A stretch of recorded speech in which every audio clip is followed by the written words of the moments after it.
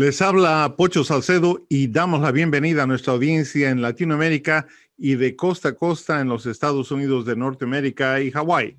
Una vez más, explorando con ustedes el ADN de las noticias regionales e internacionales.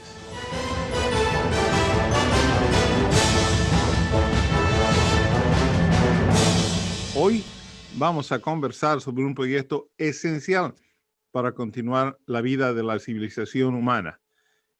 En una bóveda diseñada para existir 500 años o más, ubicada cerca del Polo Norte, se contiene una colección mundial que preserva como 15,000 años de la historia de la agricultura en forma de más de 1 millón de paquetes de semillas de plantas de casi 200 lugares distintos de la Tierra.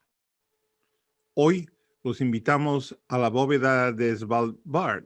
Estaremos allí y también hablaremos con su creador, un programa imperdible. Comenzamos presentando al padre de este proyecto, conocido como la bóveda de Svalbard. Morgan Carrington Carey Fowler Jr., welcome to the show. Thank you. It's a real pleasure to be with you. El Dr. Carey Fowler es quizás mejor conocido como el padre de la bóveda global de semillas de Svalbard. El Dr. Fowler propuso la creación de esta instalación ártica y encabezó el comité internacional que desarrolló el plan para su establecimiento. Obtuvo su doctorado en la Universidad de Uppsala, Suecia, con una tesis sobre biodiversidad agrícola y derechos de propiedad intelectual. Es autor y coautor de más de 100 publicaciones y libros. También ha recibido importantes galardones y premios.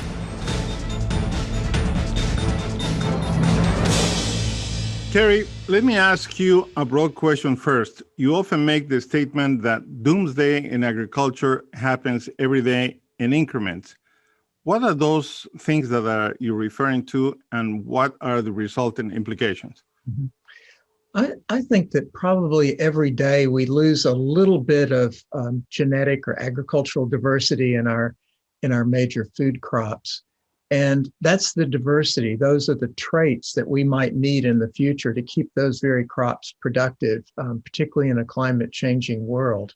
So that means that a farmer can decide not to grow a particular variety again in the future and therefore not save the seeds. And that might be a unique variety that has a unique trait that we'll never see again. But, scientists have also collected a lot of seeds and stored them for conservation purposes in seed banks. And I'm sorry to say we lose diversity in the seed banks as well, just like sometimes a librarian would lose a book in a library. It seems that the Svalbard Vault, which you were the creator and conceived the idea, many refer you as the father of the project, is an indispensable part of reflecting humanity's food insecurity you just indicated. You see the vault also as a library of life, but you also realize it's an incomplete catalog. How is that gap going to close, if ever? To be honest, I don't know if it's going to close. It's really going to take, frankly, programs like yours educating people to the importance of closing the gap. And the gap is a gap in two different ways.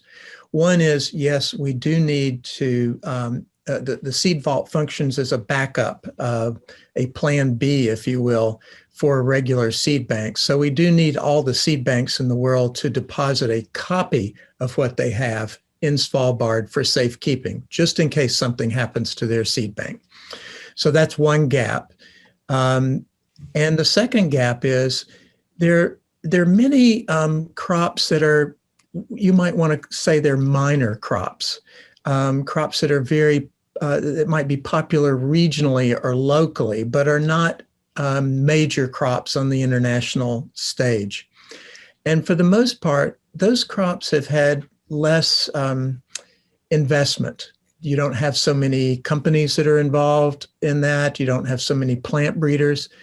And that means that collections really haven't been made for those crops. very much. And I think we need to be collecting those and conserving those, because I believe in the future, some of those minor crops are going to become major, and it's possible that some of the major crops will become minor. So we need to keep all of these options alive for the future. Nigeria, Colombia, Mexico, the USA, Peru, Ethiopia, Syria, the Philippines, all of them and many others have research centers. But you have a great story of collaboration with Syria and the events that happened in Aleppo. Tell us a little bit about it. I think that this exemplifies the role of the Vault in an excellent way. Thank you. It's really a story of heroes in Syria. Syria was the home to the International Center for Agricultural Research in Dry Areas. That's a mouthful. We call it ICARDA. It's a major international center for research in crops for dry, arid areas. And it was a major plant breeder for a number of crops, wheat, barley, lentils, chickpeas, and lathyrus or grass pea, a major plant breeder for that region, for the Mideast. It was not a national facility, international facility. And when the troubles started associated with Arab Spring, I can remember getting on the phone with the fellow who was the director general of that center. Happened to be a good friend of mine from the old days. And I mentioned what was happening. And he said to me that, well, yes, there's some problems in Libya, and maybe there will be some problems in Egypt, but those problems will never come to Syria because Syria is really locked down. The political control is very tight. And I agreed. I said, I thought, no, it was unlikely that there would be any similar trouble in Syria. But I remember telling him, but just in case, we should get a copy of your seeds from your seed bank, one of the biggest and one of the best in the world, up to Svalbard for safe keeping in the seed vault. And he laughed and he said, well, Carrie, I guess that's what the seed vault is about, isn't it? It's about just in case. And I thought that was the best description of the seed vault I had ever come across. Everybody understands it. So he said, okay, we'll get it up there just in case. And we went about trying to multiply those seeds so we could take a portion of them and send them to basically to the North Pole. And before we got to the end of that process, the situation had changed in Syria. And there was a lot of fighting. We had to really scramble at the end. And at the end, I think the last, we had to get trucks to go over the border to transport the last part of the seeds out.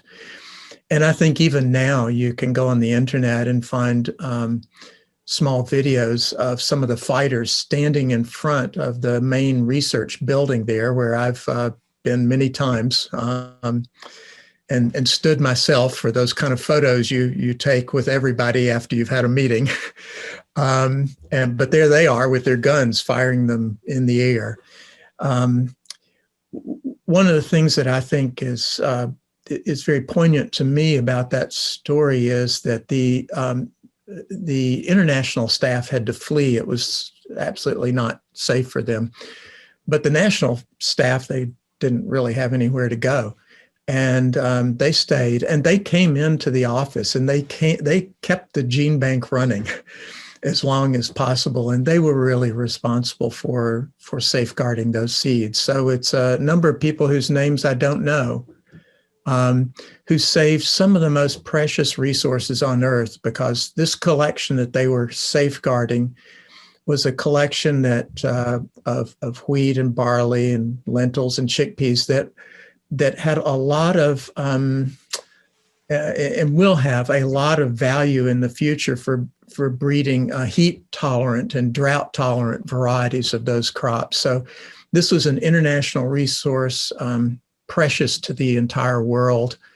And a small group of people helped a little bit by the seed vault, saved that collection. That is an amazing story. There's so much that happened before the sea vault started, during its construction today, and probably in the future.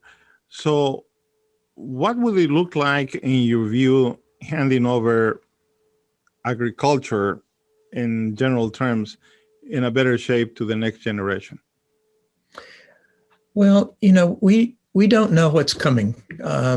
We don't have a crystal ball to tell us what the future is going to bring. And I know a lot of people get very excited about what kind of agricultural system you have. Is it organic, or does it have chemical fertilizers? Does it have GMOs or not GMOs? I don't know the answer to that. It seems to me like we're probably going to have multiple different kinds of agricultural systems well into the future.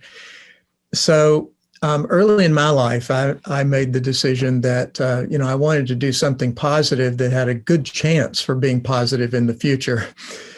And that seemed to me to be saving all of the options. There's a little saying that an American conservationist said many years ago, and he observed that the first rule of successful tinkering is to save all the pieces. So if you don't know how the puzzle is going to turn out, you at least have to save all the pieces of the puzzle in case you might need them in the future. And I think that's what those of us who are involved in conserving crop diversity, we're just trying to make it possible that people in the future have all the options available to them and are not circumscribed by having lost that diversity. We are talking about the essence of how our civilization has lived and how it will sustain the future. Changes in the climate at all levels across the world just exacerbated the challenge. However, I don't see too many, or actually very few, governmental initiatives towards this crisis. It will seem that either we are ignoring or we're not aware, and it is on the shoulders of individual organizations across the world. Why is that? Well, unfortunately, I think you're right. Part of it is, and I think governments have miscalculated, by the way. I think people are more concerned about this issue than governments realize. But, historically, it has been a lot easier to get the general public concerned about saving the whales and the seals and the rhinos and things like that. Charismatic, large animals that you can look into the eyes of. That's a little bit more emotional than looking into the eyes of wheat. And also, I think we've been a little bit misled in the discussions we've had about endangered species and about extinction. We've made it into a numbers game. So we say to ourselves, well, there are only so many of this kind of this species of whale or this type of tiger. And it's almost as if very fatalistically, we wait for the last one to die. And then we say, well, it's gone, it's extinct. But in fact, and if you apply that kind of numbers game to agriculture, you don't get concerned at all, because you can go to a farmer's field and you can see thousands of maize plants or hundreds of thousands of wheat plants. So you say there's no problem here. But really, extinction is a process. It's not an event. Extinction happens when a species loses the ability to evolve successfully to a different climate or a different environment.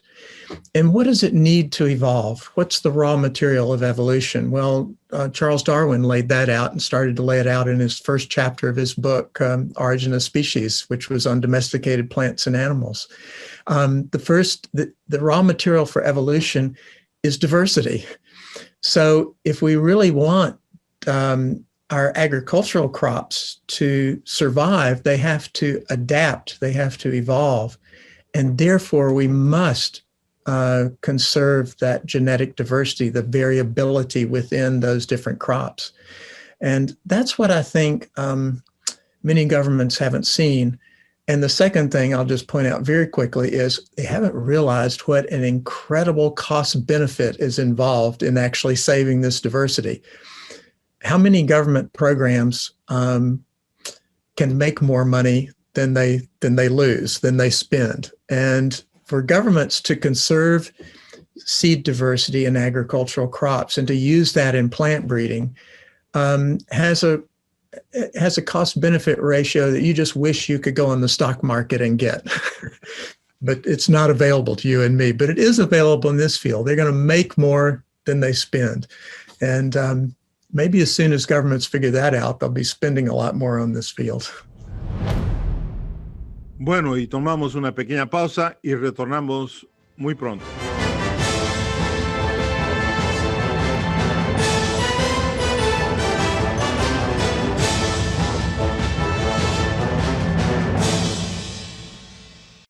Hay acciones cotidianas para ayudar a prevenir la propagación de enfermedades respiratorias. Lávese las manos. Evite el contacto cercano con las personas enfermas. Evite tocarse los ojos, la nariz y la boca. Quédese en casa cuando esté enfermo. Cúbrase al toser o estornudar. Limpie y desinfecte de manera frecuente los objetos que toca. Para obtener más información, visite cdc.gov/COVID-19. Este mensaje es gentileza de la National Association of Broadcasters y de esta estación. Gracias por esperarnos. Aprovechamos esta oportunidad para saludar a dos de nuestras estaciones en los Estados Unidos. Al Canal 5 Portland Media Center en el estado de Maine, en la costa este, y a DATV en Dayton y otras ciudades unidas al sistema de cable en el estado de Ohio. Gracias por hacernos parte de su programación. This project, I have asked anyone, say we're doing this, and I always ask how much you think it cost. And everybody's in the hundreds of millions of dollars, you know? Yes. I mean, when I said $9 million, it's almost like, what? Yes. You know? Yes. The other thing that really took me by surprise is that when you conceive a project of the scale that you are running, you think that hundreds and hundreds of people are involved, but maybe they are, but your organization, your team is not an army. It's almost like a SWAT team, you know? That's true. It was very small. It was very small. And I think the moment that I realized that we could actually pull it off was actually not thinking about the design, the location, or anything like that. It was the management plan. How are we really going to manage this? Because I knew if we didn't have a good management plan, we'd have to have a lot of people, right, and it cost a lot of money, and the people would make stupid human mistakes that would ruin everything. So I spent a lot of time just thinking of how to simplify, how to make it as simple as, you know, we have this phrase in English, I'm sure you know it, that you need to make these kinds of things foolproof. Right. Because sooner or later, a fool will be running it. So that's what we tried. You know, talking this morning with Asmund, and he talked about the vault itself. It is such an utilitarian design. And, you know, I initially I thought they were like a team of people that were there all the time. My gosh, when, yes, you know, it's nothing like that, but it's very effective, you know? Yeah, we wanted to make it very simple. So sometimes people seem to get disappointed if they ask me what it's like, and I say, well, it's a tunnel. It's just, it's a tunnel in the mountain. Yeah. That's it. To talk about what it is to talk to governments across the world, for them to share their seeds, you know, because there are many things that the governments think before they say yes. And sometimes it takes a long while, I imagine, to convince governments to participate. Yes, and you know, that observation of yours is one that not many people make. And it's extremely important because I remember when we when we opened the seed vault, and even shortly thereafter, people would say, well, do you have seeds from China? Do you have seeds from Japan? Do you have seeds from what they would name a country? And I would say, no. Oh, well, why not? And, I had to give some thought to that and really how to explain it, because I knew that I had been on the phone with every one of those depositors for hours to talk to them about why this was important, how it was going to work, what their rights were. I mean, answer all their questions. But the surprise was not that some countries didn't deposit on day one. It would have been a gigantic surprise if all the countries had deposited on day one. Now that would have really required an explanation. The opposite didn't, because I used to tell people, I said, I have very good friends in Brazil, and I have some very good friends in China and Japan. I just want you to imagine for a moment China and Brazil, and the kind of conversation you would have with those two people and how quickly they would want to work. Love it. And I said, for a Brazilian, it could be that next week is going slowly. But for Chinese, 10 years from now is going quickly. Yeah, correct. And you just have to, in Italian, they say con calma, with calmness. Con calma, yes. So, okay, in closing, reading a little bit about your focus on this project, I see that you were inspired as a young man spending time in your grandma's farm. The crisis of 9/11 brought some new ideas to you, and I'm sure many things in between. What do you wish you knew at the beginning of this journey that you know today, that would have made this project and the things that you're working for a lot more productive, will move at a faster speed?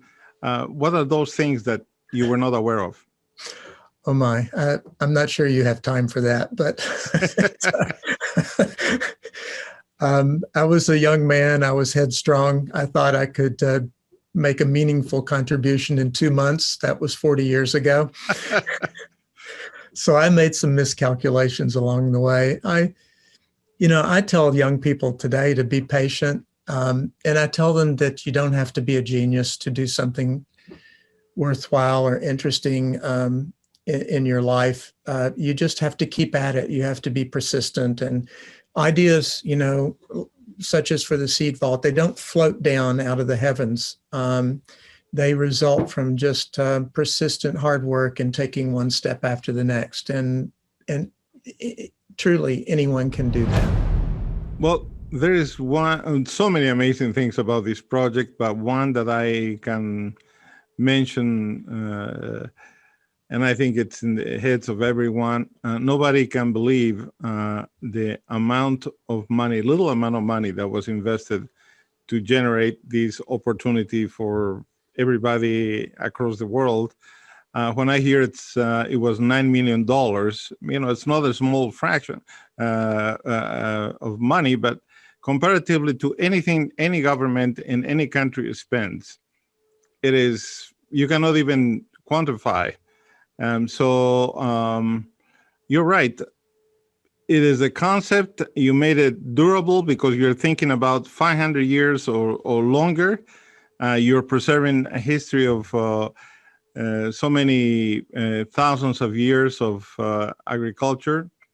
And you did it because you were persistent and you saw how to present a solution. And we are so grateful for that.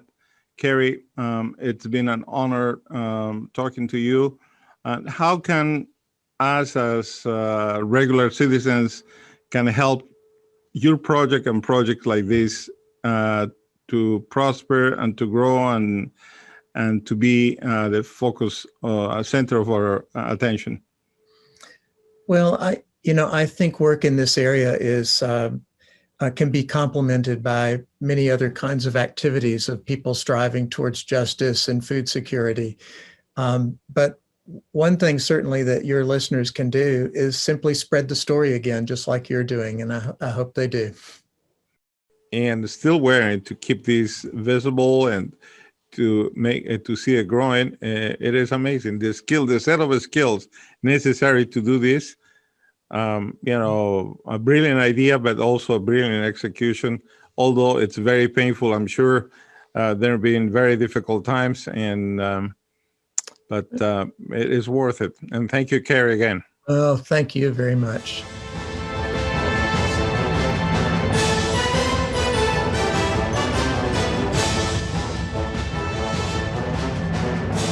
La bóveda de Svalbard es un proyecto vital para asegurar la seguridad alimentaria de la civilización, la continuidad de la agricultura desafiada con la aceleración del cambio climático y la disminución de la diversidad genética que se ve disminuida a diario. Es una antesala en una presión nunca antes vista y experimentada sobre la producción de alimentos agrícolas y la flora y la fauna en general. Esta es una respuesta importante que solo ha requerido la inversión inicial de $9 millones y la decisión de un puñado de científicos apoyados por Noruega que encendieron la chispa a nivel mundial. Hasta una nueva oportunidad cuando juntos, una vez más, exploremos el ADN de las noticias. Gracias.